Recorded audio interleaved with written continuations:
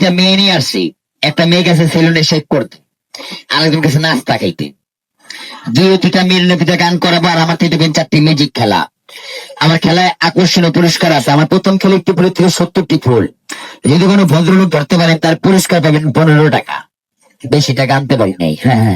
আর 2 নম্বর খেলা দেখবেন জীবন্ত মাছ পানি দিয়ে ভাসে। যদি ধরতে পারেন কোন লোক, তার পুরস্কার পাবেন 10 টাকা। কারণ আগে তো 15 টাকা দিয়ে এলাইছি, কারণ কমছে। হ্যাঁ, 10 টাকা, ঠিক আছে না ভাই? আর 3 নম্বর খেলা, যদি কোনো ভদ্রলোক ধরতে পারেন তার পুরস্কার পাবেন 5 টাকা। এর বেশি দিতে পারব না।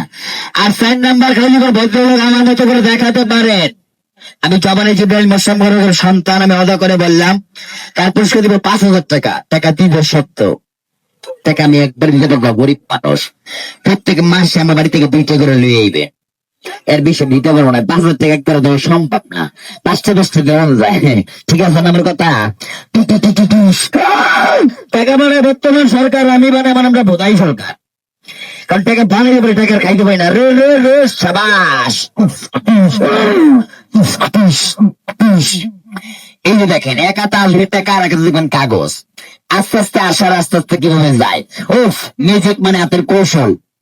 পাশাগুলি ক্যাপাসিটি শিখিলে 12 বছর বাচ্চা পারে, আর না শিখিলে 80 বছর বৃদ্ধ লোকে পারে না।